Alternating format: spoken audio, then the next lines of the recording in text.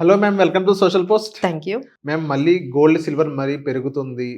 Gold 161 ఉంది. Silver 267 ఉంది. అవును. సో ఇంత పెరగడానికి రీజన్ ఏమై ఉండిద్ది మ్యామ్? సో ఒక్కసారిగా కొంచెం మార్కెట్‌లో గోల్డ్, సిల్వర్ అనేవి చాలా వరకు అంటే ఒక టైంలో అయితే మనకి గోల్డ్ 1,50,000 ఈ రేంజ్ వరకు వచ్చాయి. అలానే సిల్వర్ కూడా చాలా వరకు మనకి 2,40,000 ఈ రేంజ్, 2,00,000 వరకు, 2,20,000 ఈ రేంజ్ వరకు వస్తాయి అనుకున్నారు. బట్ ఇమ్మీడియేట్‌లీ మార్కెట్‌లో మళ్ళీ రీబౌండ్ అనేది మనకి గోల్డ్ అండ్ సిల్వర్‌లో కనిపించింది. దానికి మెయిన్ రీజన్ మనకి జియో పొలిటికల్ టెన్షన్స్, మనకి యూఎస్, ఇరాన్ అక్కడ ఏదైతే మనకి యుద్ధ వాతావరణం కనిపిస్తుందో అక్కడ ఎటువంటి క్లారిటీ రాలేదు. అంటే లాస్ట్ టైం కూడా అక్కడ స్టార్ట్ అవుతుంది అనుకున్నారు. యుద్ధం అనేది మొదలవుతుంది అనుకున్నారు. అన్నీ కూడా జెట్స్ గానీ అన్నీ ఫైర్ జెట్స్ యూఎస్ అంతా కూడా అంటే మనకి అప్పుడు ఇరాక్‌లో ఎలా అయితే ఇన్వేజన్ జరిగిందో ఆ విధంగా ఇరాన్‌లో కూడా జరగబోతుంది అనేటట్టుగా వాళ్ళ ప్రిపరేషన్ అనేది కనిపించింది. ఇమ్మీడియేట్‌గా అక్కడి నుంచి గోల్డ్ అనేది మనకి పెరగడం జరిగింది. అలానే అది ఇంకా కంప్లీట్ అవ్వలేదు. సో, అక్కడ ఇంకా మీటింగ్ అనేది ఇంకా discussion on nuclear, US, Iran మధ్య న్యూక్లియర్ అగ్రీమెంట్ అనేది ఇంకా కంప్లీట్ క్లారిటీ రాలేదు. సో, యుద్ధం ఎప్పుడైనా మళ్ళీ అంటే ఎప్పుడైతే ఆ అగ్రీమెంట్ అనేది ఫెయిల్ అవుతుందో మళ్ళీ ఇట్ విల్ రెజ్యూమ్, ఆ యుద్ధం అనేది స్టార్ట్ అవుతుంది కాబట్టి ఒక రకమైన అన్సర్టనిటీ. అంటే ఎప్పుడైనా మీరు గమనిస్తే gold is symbol for the risk. Risk ఎక్కడైతే ఎక్కువ ఉంటుందో ఇమీడియట్‌గా గోల్డ్ అనేది పెరుగుతుంది. సో, ఇటువైపు ఇది స్టార్ట్ చేస్తే ఒకవైపు మళ్ళీ ట్రంప్ స్టార్ట్ చేశారు.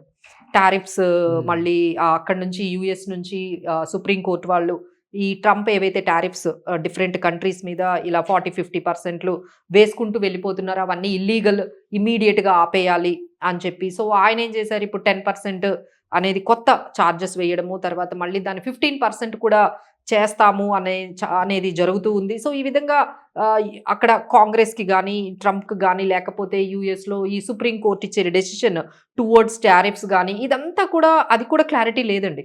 These are all going very, very uncertain. ఏం జరుగుతుంది? రేపు ఏం జరుగుతుంది? రేపు ఏ స్టేట్మెంట్ వస్తుంది? ట్రంప్ నుంచి ఏ స్టేట్మెంట్ వస్తుంది? లేకపోతే యూఎస్ సుప్రీం కోర్ట్ నుంచి ఎగైనెస్ట్ టారిఫ్స్ ఏ స్టేట్మెంట్ వస్తుంది? అనేది ఏమీ అర్థం కావట్లేదు. సో, ఎప్పుడైతే ఇలాంటి అన్సర్టనిటీస్ ఉంటాయి immediately they will go with the safe haven అయిన మళ్ళీ గోల్డ్ అండ్ సిల్వర్ మీదే మనకి వెళ్తూ ఉంటుంది. అలానే డాలర్ కూడా కొంచెం వీకెనింగ్ అవుతుంది. అక్కడ ఫెడ్ రేట్ మీద కూడా ఎటువంటి అన్సర్టనిటీ అంటే ఎటువంటి క్లారిటీ లేదు. అంటే ఫెడ్ రేట్ గాని కట్ చేస్తే గోల్డ్ మళ్ళీ పెరుగుతుంది. ఓకే. సో, ఆ ఇన్ఫర్మేషన్ కూడా ఇంకా క్లారిటీ రాలేదు. So, if there is any cut in the Fed interest rate immediately you can see some more upside in the gold. So, ఆ విషయం కూడా మనకి ఇంకో 1-2 వీక్స్‌లో జరుగుతూ ఉంది.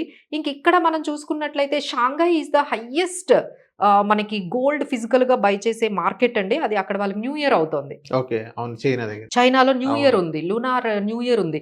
సో, వాళ్ళందరూ కూడా ఆఫ్‌లో ఉన్నారు. ఒక so, they 15 are not days అనుకుంటా. పార్టిసిపేటింగ్. అవును. సో, ఇప్పుడు వాళ్ళందరూ మళ్ళీ they will come back.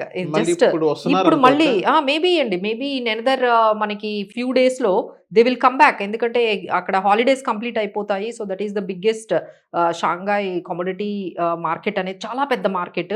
So, అదంతా కూడా వాళ్ళందరూ కూడా ఆఫ్‌లో ఉన్నారు. So, now it will again the action towards commodities will start. Yes. And ma'am, రీసెంట్‌గా చూసుకున్నట్లయితే పంజాబ్ నేషనల్ బ్యాంక్ ఏదైతే బ్యాంక్‌లో లాకర్స్ ఉన్నాయో, గోల్డ్ లాకర్స్‌లో ఆ లాకర్స్ అనేది బంగారం అనేది చోరీ అయిపోయింది. అది అవును. కూడా అక్కడ వాళ్ళ ఓన్ ఎంప్లాయీసే అవును. చోరీ చేశారని మనం చేశారు. వార్త వింటున్నాం. వస్తున్నారు. సో, ఇందులో నిజం ఎంత ఉంది మ్యామ్? సో, ఇక్కడ ఇది ఒక్కసారే అంటే ఇలాంటివి మనం చాలా వింటున్నామండి. ఈ మధ్య కాలంలో ఎలా వింటున్నాము అంటే సడెన్‌గా ఇప్పుడు మనందరము గోల్డ్ అనేది లాకర్స్‌లో పెట్టుకోవడము, ఈ కొన్ని రోజులయిన తర్వాత లేకపోతే కొన్ని ఇయర్స్ వరకు చాలా మంది చూసుకోరు. ఎందుకు బ్యాంక్ లాకర్ అందులో PSU banks. Yes. So, PSU bank అనగానే ఇంకొంచెం మనము చాలా అంటే కాన్ఫిడెంట్‌గా ఉంటాం. మన లాకర్‌లో మనం అట్లనే ఉంటాయి అని చెప్పి చాలామంది ఏంటంటే ఒక 2-3 ఇయర్స్ వరకు చూసుకోని వాళ్ళున్నారు. ఒక 5-10 ఇయర్స్ అంటే ఇప్పుడు మీరు యూఎస్‌లో ఉంటున్నారు. ఇక్కడ గోల్డ్ పెట్టుకున్నారు. మీరు యూఎస్ నుంచి ఇక్కడికి రాలేదు. మీరు చెక్ చేసుకోలేదు ఫిజికల్‌గా. సో, ఇలాంటి ఇన్‌స్టెన్సెస్ అయితే చాలా వరకు మనకి కనిపిస్తున్నాయి. రీసెంట్‌గా ఈ ఇన్‌స్టెన్స్ మీరు చెప్పినట్టు ఈ పంజాబ్ నేషనల్ బ్యాంక్‌లో అక్కడున్న ఎంప్లాయీ ఆయన బెట్టింగ్ కోసం ఈ గోల్డ్‌ని తీసుకొని దాదాపుగా క్రోర్స్ ఆఫ్ రూపీస్ గోల్డ్ అనేది మిస్ అయిందని ఎవరైతే కస్టమర్ ఉన్నారో వాళ్ళు కంప్లెయింట్ చేశారు. సో, ఇవన్నీ కూడా అంటే కొన్ని రిపోర్ట్ అవుతున్నాయి, కొన్ని రిపోర్ట్ అవ్వట్లేదు, కొన్ని పెద్దవి అయితే మనకు బయటకొస్తున్నాయి. సో, ఇలాంటి టైంలో అసలు నిజంగా గోల్డ్ లాకర్స్ అనేవి సేఫా?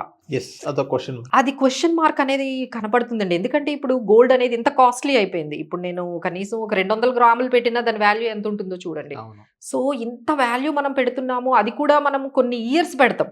ఎందుకంటే గోల్డ్ అనేది మనం ఎప్పుడు సెల్ చెయ్యము. అది ఒక అసెట్‌ని మనం కొన్ని జనరేషన్స్ కంటిన్యూ చేస్తాం. ఫిజికల్ అయితే అదొక ఎమోషన్‌లా మనం ఫీల్ ఎమోషన్ లాగా ఫీల్ అవుతాము. దాన్ని అమ్మము. దాన్ని ఏంటంటే పెద్దవాళ్ళు పెట్టిన ఈ ట్రెడిషనల్ జ్యువెల్లరీ ఏదైతే ఉంటుందో దాన్ని ఈ విధంగా కంటిన్యూ చేస్తున్నాం. మరి ఇన్నిన్ని ఇయర్స్ గోల్డ్ మనం ఈ లాకర్‌లో పెట్టేసుకుంటూ ఉంటే అది నిజంగానే సేఫా అంటే సేఫ్ కాదు అనే చెప్తున్నాయండి. అసలు రూల్ ఏం చెప్తుంది? ఓకే. ఈ లాకర్‌లో దొంగతనం కాదు. అక్కడ ఏదైనా ఫైర్ యాక్సిడెంట్ జరిగింది. మొత్తం మీ అమౌంట్ గాని, లేకపోతే అందులో ఉన్న లాకర్‌లో ఉన్న వాల్యుబుల్స్ గాని అన్నీ కూడా మనకి బ్రంట్ అయిపోయాయనుకోండి. బర్న్ట్ అయిపోతే అసలు ఏంటి? అసలు ఆర్‌బీఐ గైడ్‌లైన్స్ ఏం చెప్తుంది అంటే, అంటే ఎంతవరకు వాళ్ళు ష్యూరిటీ ఇస్తారు అంటే, అందులో మీరు ఏమన్నా పెట్టుకోండి. మీరు ₹1,00,00,000 విలువ పెట్టుకోండి, ₹1,00,000 విలువది పెట్టుకోండి, ఏదన్నా పెట్టుకోండి. వాళ్ళిచ్చే అష్యూరెన్సు మీ లాకర్ రెంట్ మీద 100 టైమ్స్. ఓకే.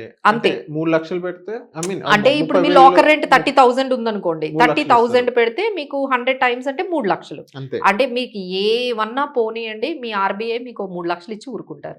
అందులో మీరు ఏం పెట్టారో ఎవరికి తెలుసు. సో, వాళ్ళ రెస్పాన్సిబిలిటీ ఏంటంటే లాకర్ రెంట్ మీద మేము 100 టైమ్స్ ఇస్తాము. సో, ఇంతకు మించి వాళ్ళు మీకు ఏదైనా మీకు పెట్టుకున్న వాల్యుబుల్స్‌కి రీప్లేస్‌మెంట్ వస్తుందా అంటే రాదనే చెప్పొచ్చండి. ఆర్‌బీఐ గైడ్‌లైన్స్ అయితే అవే చెప్తున్నాయి. ఏదైతే లాకర్ రెంట్ ఉందో అది 100 టైమ్స్ వరకే వాళ్ళ అష్యూరెన్స్ గాని, వాళ్ళిచ్చే మీకు కాంపెన్సేషన్ గాని ఉంటుంది. మిగతాదంతా అట్ యువర్ ఓన్ రిస్క్.